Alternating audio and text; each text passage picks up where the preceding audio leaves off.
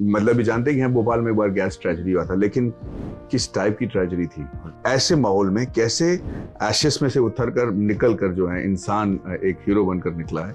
मैं बहुत क्वेश्चन से बोर करता था दोनों को, बट जिस काइंडनेस और जेनरोसिटी से वो अपनी नॉलेज पास करते थे to the younger generation, I think that is a very important quality that I learned as I grew up. हाँ, तो है कुछ मैजिक जो करता है, जो उसकी खुद की पर्सनालिटी है, तो उसके अंदर से वो झलक के निकल के आता है बाहर। That's what I've seen in this project. He'll start crying now. आंखें भरी हुई हैं। ये मेरे साथ पहली बार हो रहा है कि या नेशनल अवार्ड मिला है, फिर लोग जिस तरीके से, तो हम अपने आप पे एक दबाव डालना शुरू कर देते हैं कि भाई start behaving like that, start कि लोग आपको सीरियसली ले रहे हैं। उस फिल्म की बातें ना और उसकी चर्चा तब भी हो जब आप ना हो। तो आप ये कह रहे हैं कि आपने 4 एपिसोड देख लिए? मैंने 4 एपिसोड देखे हैं। ये हमारे लिए बहुत गर्व की बात है। एंड मुझे बहुत अच्छा लगा। ये इंटरव्यू देने में मजा अलग आता है। हाँ, इनका इंटरव्यू ले। मेरा इंटरव्यू होगा। तो कितना physically and mentally taxing project रहा है ये आप सबके लिए? मैं तो कहूंगा कि मुझे पहले तो लगा कि अरे YRF की फिल्म है, ऐसे उन्होंने कहा, स्लो मोशन, खूबसूरत लोग, कमाल का जो सेट, अच्छे कपड़े, वो होगा। फिर उन्होंने कहा कि रेलवे मैन, मैंने कहा और भी, फिर उन्होंने कहा भोपाल गैस ट्रेजेडी, मैंने कहा ले लगी, और उसके बाद उन्होंने कहा शूटिंग कहा, मैंने कहा स्विट्जरलैंड की जो। हमारे लिए ये बहुत टैक्सिंग हो जाता है कि वही बात घड़ी घड़ी करते रहो, पर फिर भी हम दिल से और मन से करने की कोशिश। जब कोई अच्छा सा होमवर्क करके आता है और उन्होंने देखी है तो और भी मजा आता है। Thank you very much, best compliment ever. तो गाइस अभी चल रहा है 2023, हम सब जानते हैं बिल्कुल एंड में पहुंच चुके हैं 2023 के, और हम कहते हैं साल निकल गया पता नहीं चला। एक साल था 1984। बहुत सारे लोग ऐसे जो उस टाइम शायद पैदा भी नहीं होते, मैं भी नहीं हुई थी।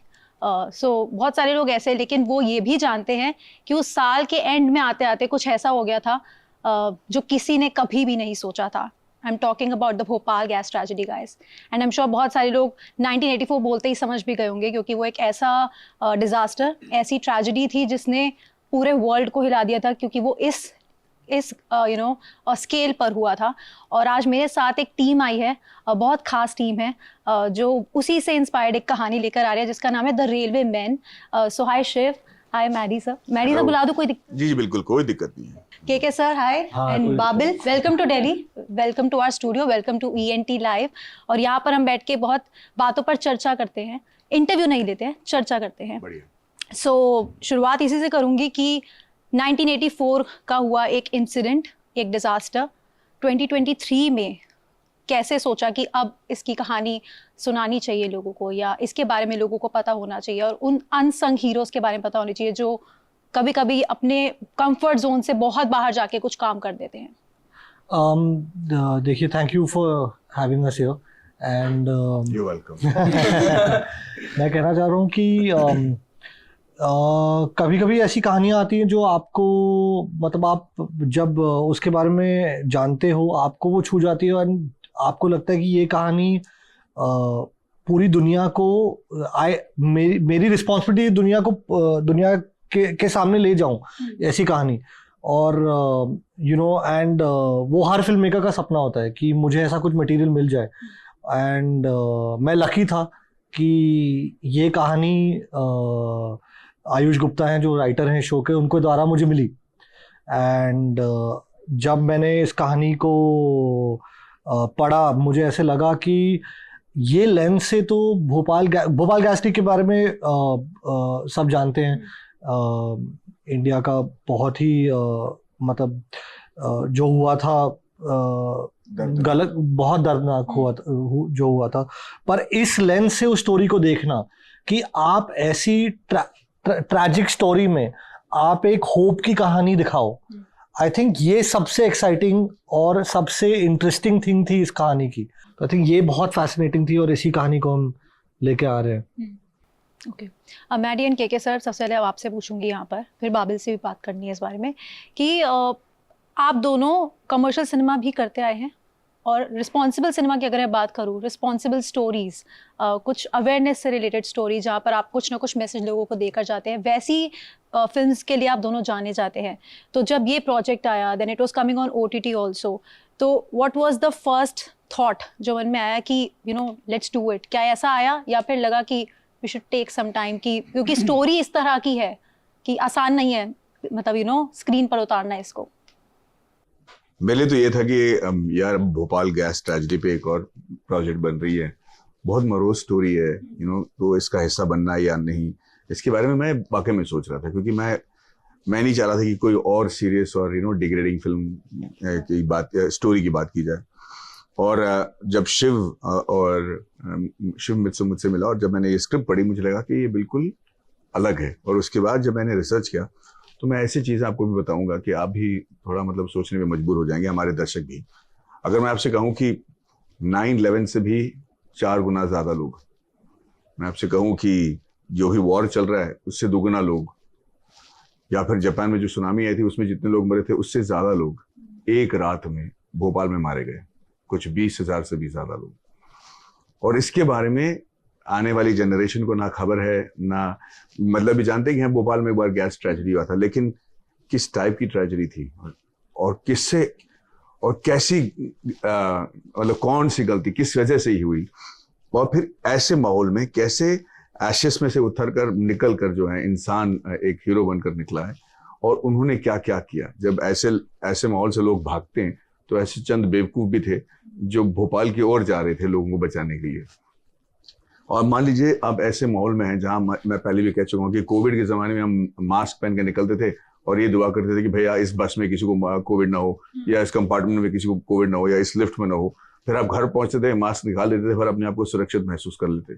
अब आप समझिए कि एक रात के लिए आप जहां भी जाएं, मास्क तो दूर की बात है, हर किसी को ये जहर फैलना जरूरी है, और आपकी फैमिली में ही आप नहीं तय कर पाओगे कि कौन जिंदा रहेगा और कौन मर जाएगा। और आपको खबर मिली जा रही है कि भाई ये इतने लोग मारे जा रहे हैं, और आपको अब आप भी स्मेल कर सकते हो, आपके घर में भी खांसियां शुरू हो गई। तो सोचिए क्या कितना खौफ उस माहौल में पैदा किया होगा लोगों के, मतलब कितने डर के साथ, और क्या मतलब उस विडंबना के बारे में तो सोचना ही दूर। पर सबसे अच्छी बात यह है कि ये तो ग्रांटेड था, पर शिव इस दर्दनाक कहानी के बारे में नहीं बात कर रहा था। ये बात कर रहा था उन रेलवेमैन और उन रेलवे एम्प्लॉयज की जो कि इस ट्रेजेडी को सुनते ही अचानक एक क्षण में हीरोज बन गए, जिन्होंने 1-2 बार नहीं सोचा कि हमें जाना है कि नहीं, बस बचाना है, हमारी फैमिली को बचाना है, भोपाल को बचाना है। And for that it was very very motivating, इसीलिए मैं इसका हिस्सा बन गया। एंड बहुत अच्छी बात है आप इसका हिस्सा बने, बिकॉज जब ट्रेलर रिलीज किया गया तो आई हैव दिस हैबिट कि ट्रेलर आता है, मैं अपना तो ऑफ कोर्स हर कोई जजमेंट देता है चीज़ को लेकर, तो I go through the comments, I have this habit हमेशा से। एंड कमेंट्स में एक चीज़ की तारीफ तो बहुत हुई। एक तो पहली बात तो ये जो लोग भोपाल के थे उन्होंने स्पेशली कमेंट्स में बहुत लिखा कि ये स्टोरी चाहिए थी कि लोगों को पता चले। दूसरी चीज़ थी कास्टिंग, मतलब कूडोज है जिन लोगों ने कास्टिंग की है, और किस तरह से आप लोग साथ में आए हैं। मतलब ट्रेलर भी देखा जितने लोगों ने ना, तो एक एक फ्रेम में आपको पकड़ लेते हैं। वो सिर्फ स्टोरी ही सब कुछ नहीं होता। मैं हमेशा बोलती हूँ कि कास्टिंग भी कितनी एप्ट लग रही है, just not the faces but कितनी एप्ट लग रही है कैरेक्टर्स के साथ, वो बहुत इंपॉर्टेंट चीज़ है। एंड मुझे लगता है यहाँ पर भी आप लोगों ने कमाल का काम किया है। So kudos to all of you, and it's great that you became a part of such an amazing and interesting story. I'll come to KK sir now. Sir, what was your thought, like the initial thought जब इस story के बारे में पता चला कि बनानी है ये त्रासदी के बारे में सबको पता है। मेरा इंटरेस्ट जागा जब मैंने देखा कि ये एक रेलवे कर्मचारियों की कहानी है, जो जैसा मैडम ने भी कहा, एक रात में उस रात को वो भूल गए कि वो अपने आप को बचा सकते थे, लेकिन भूल गए अपने ड्यूटी के परे जा कर के एक ऐसी संस्था में काम करते हैं जहाँ पे सुरक्षा बहुत ज़रूरी होता है। ट्रेन में हम आमतौर पर सोचते हैं कि प्लेन में बहुत खतरा है, बट ट्रेन जो सुविधाएं हमारी, जो नेटवर्किंग है, वो विशाल है, बहुत बड़ा। दुनिया में कहीं भी इस प्रकार का नेटवर्क नहीं है, रेलवे नेटवर्क। तो समय से पहुंचाना एक तो अलग जिम्मेदारी है, उसके अलावा सुरक्षित पहुंचाना ये उनकी जिम्मेदारी होती है। और उस जिम्मेदारी को इस वक्त अपना लेना ऐसी तरह, और किस तरह से वो भूल चुके थे कि वो भी कर्मचारी, वो भी इंसान है, वो भी भाग सकते थे वहाँ से, लेकिन नहीं, डटे रहे, लोगों को बचाने की कोशिश की जितने लोगों। ये मेरे लिए हाईलाइट था स्क्रिप्ट में, क्योंकि ये एक नया टेक था। त्रासदी तो हमने त्रासदी वाली फिल्में बहुत सारी देखी, ट्रेजेडी फिल्में, चाहे वो चेरनोबिल हो, चाहे वो बहुत सारे हमने देखी, लेकिन लोगों को बचाना और उसमें आप हीरो बनना, वो पहली बार मैं इस प्रकार की देखा। और प्लस बिलीवेबल तरीके से, जिस तरह से शिव ने शूट भी किया है इसको, इंक्लूडिंग द सेट्स, एवरीथिंग, चाहे वो प्लेटफॉर्म हो, इंजन्स हो या कंपार्टमेंट्स हो, बहुत ही बिलीवेबल तरीके से शूट किया है। इसमें लोगों को लगेगा कि वो उसका हिस्सा है, ऐसा नहीं कि फिल्म देख रहे हैं, उसका हिस्सा बन जाता है। और वो एक्सपीरियंस दिलाना, ये मेरे ख्याल से बहुत बड़ी हाईलाइट है इस सीरीज की। और जैसे मैंने पढ़ा, मुझे पहले विश्वास नहीं हुआ कि इस प्रकार से बनेगी, क्योंकि YRF कर रहे थे तो मुझे लगा कि यार बहुत सारा स्लो मोशन होगा, कुछ होगा, हाई स्पीड एक्शन। हाँ, तो मुझे ऐसा लगा। फिर जब मैंने स्क्रिप्ट पढ़ी तो मैंने कहा यार ये तो बहुत बढ़िया कहानी है। फिर मैं शिव से मिला, तब तो उनकी दाढ़ी भी नहीं थी, क्लीन शेव, बच्चा लग रहे थे। मैंने कहा ये हैंडल करेंगे, मतलब लेकिन जिस तरह से बातें कर रहे थे उससे आपको पता चल जाता है कि एक वेवलेंथ है जो हमसे मेल खाता है। हम लोग चाहते हैं कि हर चीज़ें बिलीवेबल करें। अगर मैं यहाँ से छलांग भी मारूं तो बिलीवेबल लगे कि वो छलांग मार सकता है। उसके लिए जो प्रयास होता है उसके इर्द वो करना जरूरी होता है। सिर्फ छलांग मारोगे तो हर बार आप सुपरमैन तो नहीं बन सकते ना। मैं तो के मैन कैसे जम मारूं, तो वो जरूरी है। तो वो प्रयास दिख रहा था इनके अंदर कि मैं किस तरह से चीज़ों को बिलीवेबल करूँगा। हालांकि वो जता नहीं रहे थे उस बात को, सिर्फ बातचीत में निकल रही थी। तो मुझे लगा कि फंडा बड़ा क्लियर है इसमें। फिर जब फर्स्ट डे ऑफ शूट आया, सेकेंड डे ऑफ शूट आया, मुझे विश्वास हो गया कि ये जो चीज़ है ये बहुत ही विश्वसनीय तरीके से बनेगा। और मुझे बड़ी खुशी है कि मैं इससे जुड़ा और मेरा डिसीजन भी बहुत सही रहा। और एंड थैंकफुली जिस स्केल पे बना है, बिकॉज YRF इज देयर, सो जिस स्केल पे बना है, सिर्फ वो स्केल मैं इसलिए कह रहा हूँ क्योंकि अगर बिलीवेबल बनाने के लिए एक जद्दोजहद होती है ना, पैसे खर्च करने पड़ते हैं, आपको बनाना पड़ता है बहुत सारी चीज़ें, वो सारी चीज़ें, सारे एफर्ट्स इसमें किए गए, है ना। तो हम तो पैसे खर्च करते हैं ऑस्ट्रिया में शूट करने, वो अलग बात, बट यहाँ पे to make it believable also is expensive. तो वो सारी चीज़ें YRF और शिव ने मिलकर किया, and I am very happy. अच्छा, बहुत सारे लोगों को लग रहा होगा कि पता नहीं इसने देखी है नहीं देखी, ट्रेलर देखा नहीं देखा, तो आई बी ऑनेस्ट, मैंने देखी है। और बिल्कुल सही बात बोली है सर ने अभी कि it makes you believe in everything, you know, it makes you a part of it. आपका मन करता है कि ये भी बच जाए, वो भी बच जाए, यू नो, इसको ये बचा पाए, ये टाइमली पहुंच जाए। बहुत सारी चीज़ें होती है जो चल रही होती है। और मुझे लगता है कहीं ना कहीं इसकी खूबसूरती यही थी, मैंने शुरुआत में ही बोला था कि इसको बनाया आप लोगों ने इस तरह से है कि आप उसका पार्ट तो बनते हो, बट इट्स इक्वली रॉ। बहुत ऐसा नहीं लग रहा कि जबरदस्ती का तामझाम है, जबरदस्ती का ग्रैंड स्केल दिखाया है, स्लोमो वाले शॉट्स दिखाए हैं। सेम चीज मेरे दिमाग में चल रही थी जब मैं देख रही थी, बिकॉज मेरी एक्सपेक्टेशन अलग थी। I will be honest about it, sorry, but तो आप ये कह रहे हैं कि आपने 4 एपिसोड देख लिया है? मैंने 4 एपिसोड देखे हैं, ये हमारे लिए बहुत गर्व की बात है। एंड मुझे बहुत अच्छा लगा। ये इंटरव्यू देने में मजा अलग आता है। इनका इंटरव्यू ले।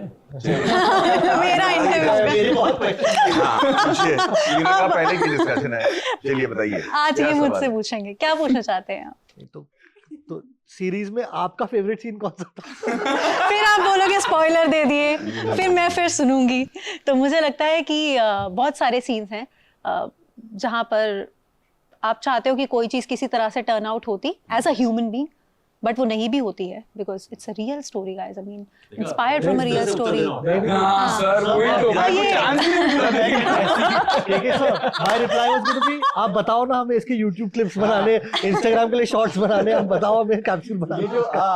अभी देखो सारे जितने लोग, how does it feel, how does it feel, how does it feel, capsule बनाना है हमें। जितने लोग पीछे खड़े हैं अभी फिर मेरे को बोले जाएगा no spoiler, no spoiler, no spoiler. नहीं, नो इस चक्कर स्पॉइलर, में ज्यादा बताना नहीं चाह रही हूँ। डायरेक्टर ये तो कह रहे हैं स्पॉइलर ही स्पॉइलर, चलिए। Okay, top 3 scenes my favourite. अब जब पूछा तो मैं आंसर दूंगी ना, है ना भाई। एक स्पीच, आप एक इनकी बहुत बस वन वर्ड वाला कहना। जबरदस्त स्पीच है एक इनकी, आपका मन करेगा मैं भी उठ के चली जाऊं। सर वाला जो आप कह रहे थे इसके पहले वो मत कहना। इससे ज्यादा मैं नहीं बोलूंगी। थोड़ा सा ब्रीफ में बता देते हैं ना, ताकि लोग भी देखने नहीं के नहीं लिए ये अच्छा है, दिस इज वेरी नाइस, ये तो होना चाहिए दिस इज इंटरेस्टिंग। अब मैंने देखे तो टेस्ट भी होना चाहिए ना थोड़ा हाँ। सा। कोई बात नहीं, I am always ready for that. दूसरा, और तीनों के एक एक फेवरेट सीन है, ऐसा वाला सीन है। के सर के तो फिलहाल बहुत सारे ऐसे सीन्स हैं, बट पहला जब ऐसा होता है, जब देयर इज अ बिट जहाँ पर आप ट्रेन के कंपार्टमेंट में ही आगे आगे बैठे होते हो एंड हर कोई गिव अप करने के लिए रेडी होता है एंड यू से कि मैं सो नहीं पाया हूँ बहुत टाइम से, दैट हिट्स यू बिकॉज उसके ग्लिम्पसेस दिखाए गए शुरुआत में। Not giving the spoilers again. Third, मुझे बताना मैंने अच्छी जॉब की नहीं की है नहीं पर ये बहुत अच्छा है है ना। वो मेरा, बाय द वे, आपने जो कहा मैडी सर का वो मेरा फेवरेट सीन है, के सर का वो मेरा फेवरेट सीन है। हम सेम पेज पे हैं, अगली हाँ, फिल्म आप- हम कर लेते हैं साथ डन ना। डन। ओके, बाबिल के भी बहुत सीन्स ऐसे हैं। एक बहुत ही रिस्पॉन्सिबल कैरेक्टर दिखाया गया है बाबिल का यहाँ पर। कुछ फैमिली की रिस्पॉन्सिबिलिटी भी दिखाई गई है। सब कुछ नहीं बताना चाहती हूँ, लेकिन एक सीन है जहाँ पर ये किसी को वादा करके जाते हैं कि उनको ये उनका ध्यान रखना और उनको बता देना।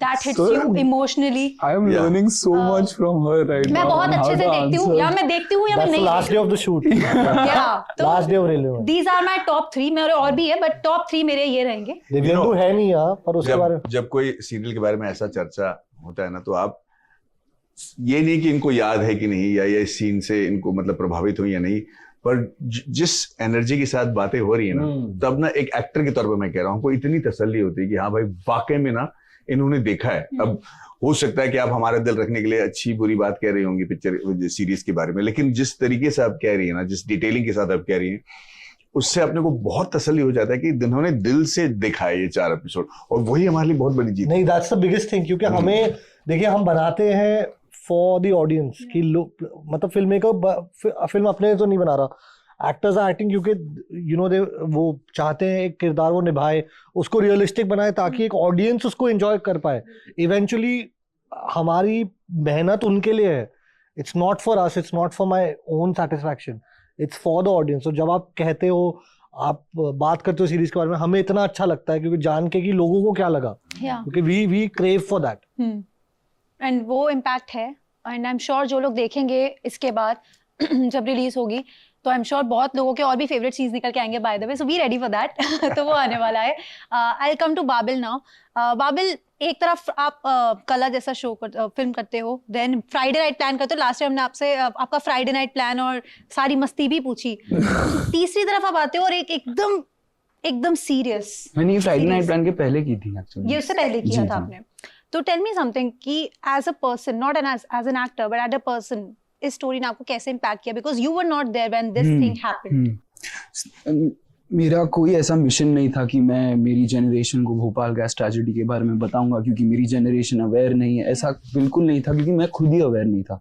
बट मेरे को बहुत ही एक चीज़ इंटरेस्टिंग लगी, जब प्रोफेशनल ड्यूटी और इंसानियत की ड्यूटी क्राइसिस में आके मिलती है तो आम आदमी हीरो बन जाता है। तो ये मुझे बहुत इंटरेस्टिंग लगा स्टोरी के बारे में, और फिल्म के थ्रू मैं अवेयर हुआ रिसर्च में भोपाल गैस ट्रेजेडी के बारे में, और फिल्म के थ्रू मुझे ये एहसास हुआ कि यार इसके बारे में तो पता होना चाहिए लोगों को। तो ये था मेरा एक्सपीरियंस। छोटा आंसर, अच्छा आंसर, खत्म। And the best answer award goes to. Thank you very much, thank you very much. तो जैसे मैं आपसे थोड़ी देर पहले एक और बात भी कर रही थी कि और थोड़ी देर पहले, मतलब इंटरव्यू से जस्ट थोड़ी सी पहले गाइस, तो जैसे मतलब पूरी की पूरी हवा में वो चीज़ आ चुकी है, वो केमिकल आ चुका है, सबको पता है इसके बारे में, तो वो है। And you have to wear mask, and आप लोगों के भी लॉन्ग आवर्स ऑफ शूट्स होते हैं, तो कितना physically and mentally taxing project रहा है ये आप सबके लिए? मैं तो कहूंगा कि मुझे पहले तो लगा कि अरे YRF की फिल्म है, ऐसे उन्होंने कहा, स्लो मोशन, खूबसूरत लोग, कमाल का जो सेट, अच्छे कपड़े, वो होगा। फिर उन्होंने कहा कि रेलवे मैन, मैंने कहा और भी, फिर उन्होंने कहा भोपाल गैस ट्रेजेडी, मैंने कहा ले लगी, और उसके बाद उन्होंने कहा शूटिंग कहाँ, मैंने कहा स्विट्जरलैंड की जो मुंबई यूनिवर्सिटी, मैंने कहा कलीना में, अच्छा, मैंने कहा ओ वेरी गुड। तो अब क्या करना है, रात भर की शूटिंग है sir, whole all only night shoots. ये मतलब एक्टर के लिए सबसे खौफनाक लाइन है ये कि नाइट शूट है। और फिर मैंने कहा चलो ठीक है यार, अभी कर ही लेते हैं आगे। आप यकीन नहीं करोगे, और ये सच है, हमारा शॉट से पहले हम टचअप करते हैं और फिर शिव कहेंगे कि चलो मैडी सर को बुलाओ, शॉट ओके। तो मैं ना चल के नहीं जा रहा शॉट पे, ऐसा हवा में उड़ के जाके ना लैंड करता था शॉट पे, क्योंकि इतने मच्छर ना हमको इतने मच्छर मैंने जिंदगी में नहीं देखे थे भाई।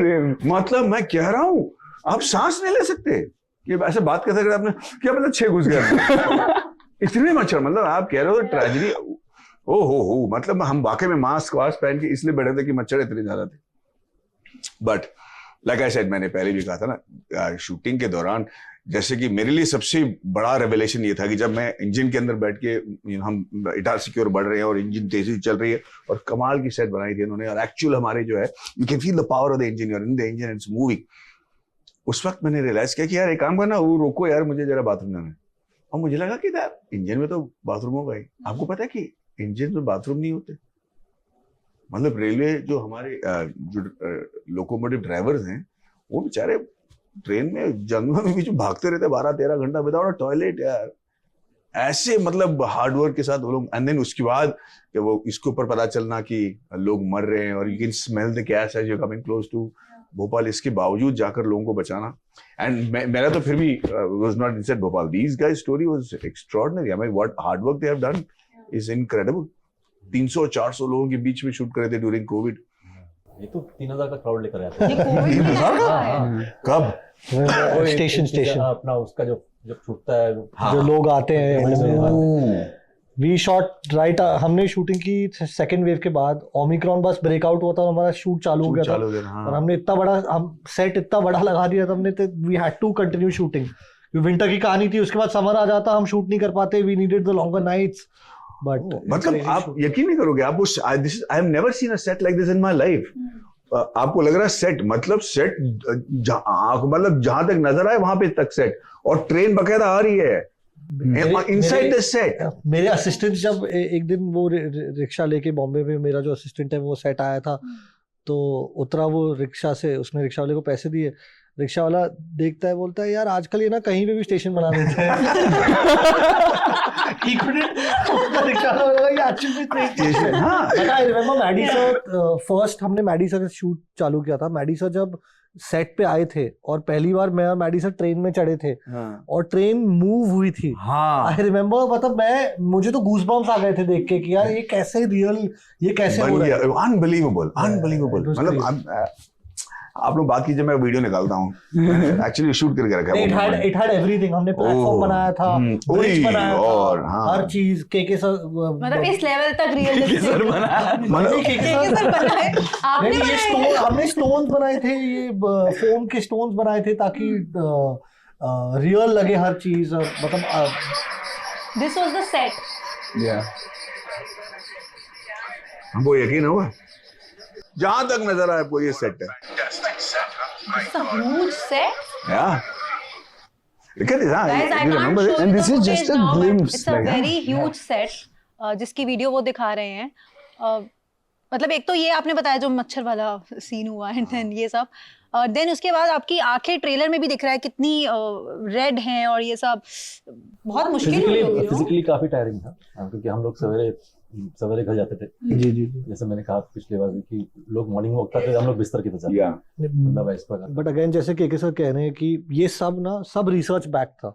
हमने ग्राउंड लेवल पे इतना रिसर्च, ये इतना तो दिखाई देता है। ये भाई ये दे भाई। I don't know if you guys can see this. मैं दिखाता हूँ ना, मतलब जहां तक आपको मैं दिखाता हूँ यार, एक्चुअली यूनिक हो जाएगा ये पूरा आपको ऐसा ही लग रहा है। ये देखिए, एक्चुअल रेलवे स्टेशन है, प्लेटफॉर्म है। अब can you believe that this is a set? मतलब मैं तो पागल हो गया था यार। हैं?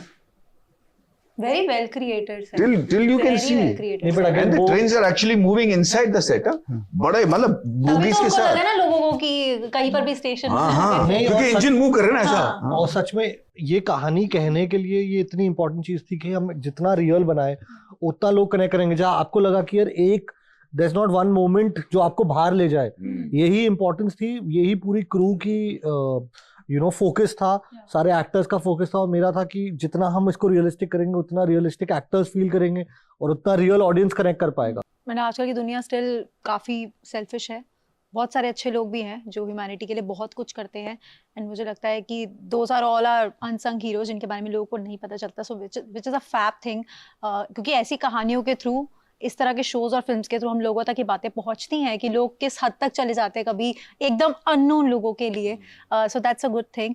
बाबिल, एक बात पूछना चाहती हूँ बहुत सीरियसली, तो नहीं इतनी भी सीरियस नहीं है, सो एक तरफ है बैठ गए अब मैं सीरियस शक्ल हूँ, नहीं इतनी सीरियस नहीं है, तो एक तरफ है मैडी, दूसरी तरफ है के साहब, और दो एकदम महारथी जिनके प्रोजेक्ट्स के लिए हम लोग इतने फैंस रहते हैं और वेट करते हैं।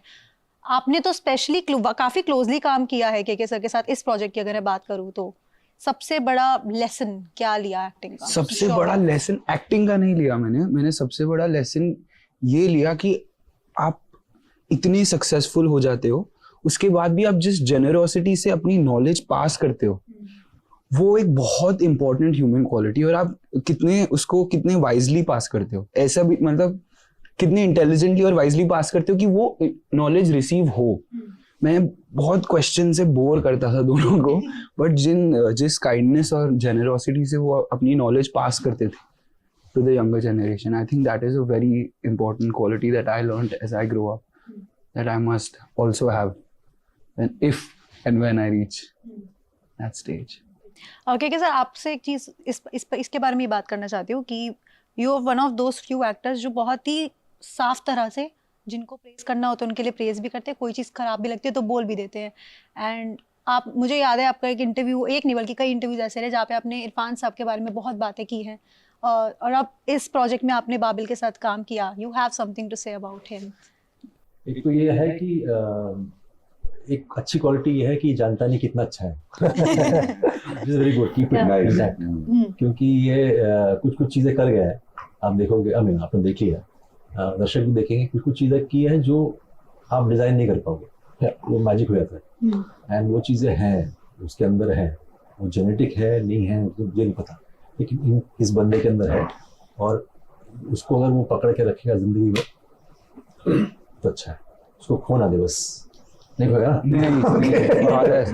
हाँ, तो है कुछ मैजिक जो करता है, जो उसकी खुद की पर्सनैलिटी है, तो उसके अंदर से झलक के निकल के आता है बाहर। That's what I've seen in this project. तो बाकी काम मुझे देखना बाकी है, लेकिन in this since साक्षात मेरे सामने ही था, तो मुझे दिख गया था, क्योंकि एक चीज क्या होता है ना, सिनेमा एक्टिंग पे आंखों पे बड़ा ध्यान जाता है, तो आंखों के जरिए आपको पता चलता है कि कितना ट्रूथ है, कितना नहीं है, कितना फेक है, तो इसके अंदर कुछ है बात जो उसको प्रोटेक्ट करेगा। तो He'll start crying now. आंखें भरी हुई हैं। Thank you sir. Okay, firstly congratulations for winning the national award. सबसे बड़ा, मैं सच में बहुत देर से वेट कर रही थी कब बोलूं, तो congratulations for that. जब आप ऐसे मुकाम पे पहुंच जाते हैं, rocketry amazing project, loved every bit of it, and I mean it completely. जब इस मुकाम पे पहुंच जाते हैं, जब लोग आपको एक सेंसिबल सिनेमा करते हुए देखना चाहते हैं, तो रिस्पॉन्सिबिलिटी कहीं ना कहीं ज्यादा फील होती है while choosing the projects. बहुत ज्यादा, इनफैक्ट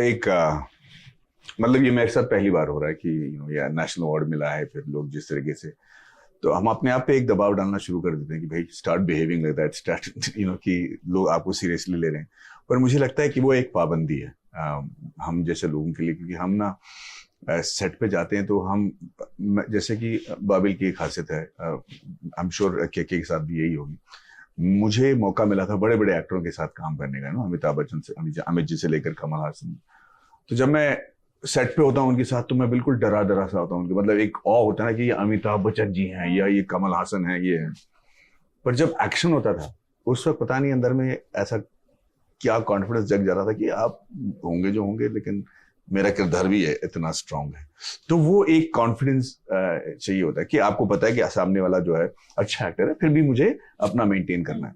अब मेरे लिए प्रॉब्लम ये हो गया, मेरा इमेज ही मेरे सामने खड़ा होना शुरू हो गया, भैया अभी तो अगली पिक्चर करेगा तो लोग बोलेंगे कि यार इसको तो डायरेक्शन आती नहीं है, क्योंकि एक बार हो गया उसने रॉकेटरी बना दी, अब तो ये सारे प्रेशर दिमाग में मतलब चलते रहते हैं। I am trying to lighten myself कि इस सब के दबाव में ना आऊं, दिल की बात सुनूं जिस तरीके से मैंने हमेशा सुनी है, और वही प्रोजेक्ट करूं जो मुझे लगता है कि करते समय मुझे मजा आएगा। और मैंने हमेशा वैसे प्रोजेक्ट किए हैं जहाँ पे जरूरी नहीं कि मैं हीरो हूँ या सब पूरी फिल्म मेरे इर्द गिर्द ही घूमे। मैं ऐसे फिल्म करता हूँ जैसे इन्होंने बिल्कुल सही कहा कि कि यार उस फिल्म की बातें ना और उसकी चर्चा तब भी हो जब आप ना हो। सो मेरी तो यही यार्डस्टिक रही है और मैं उम्मीद करता हूँ कि इसके बावजूद मैं वो ओरिएंटेशन में मेंटेन कर पाऊंगा। ओके इसी तरह से दिल से और फिल्में और प्रोजेक्ट्स कीजिए, बिकॉज मुझे लगता है जब आप कोई चीज़ दिल से करते हो ना तो you anyway give your best, और वो बेस्ट स्क्रीन पे दिखता है बिकॉज कैमरा से कुछ छुपता नहीं है।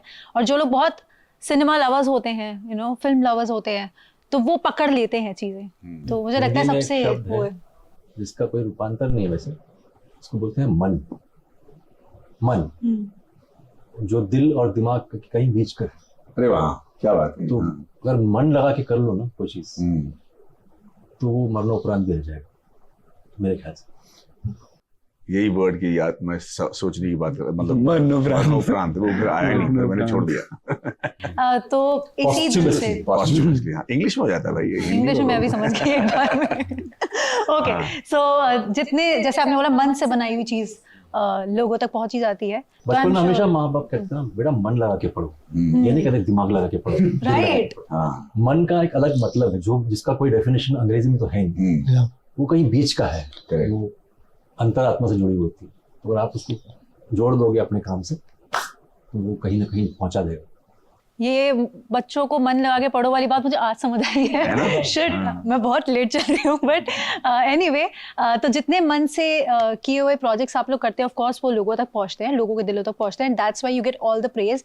एंड आई रियली होप कि द रेलवे मैन जितने मन से बनाया हुआ प्रोजेक्ट है, जो मुझे तो फील हुआ as a viewer, I really hope आप लोगों को भी हो। And with that I wish you all the very best and thank you so much इस तरह की स्टोरी लेकर आने के लिए और इतने इतना कुछ देने के लिए इस प्रोजेक्ट को, क्योंकि वो दिख रहा है कि जिस मेहनत से बनी है। So thank you very much for your time today and all the very best for all the thank you for this wonderful interview. बहुत मजा आया। हमारे लिए ये बहुत टैक्सिंग हो जाता है कि भाई बात घड़ी घड़ी करते रहो, पर फिर भी हम दिल से और मन से करने की कोशिश करते हैं। जब कोई अच्छा सा होमवर्क करके आता है और उन्होंने देखी है तो और भी मजा आता है करने। Thank you very much, best compliment ever. Okay thank you very much for your time, thank you so much, thank you.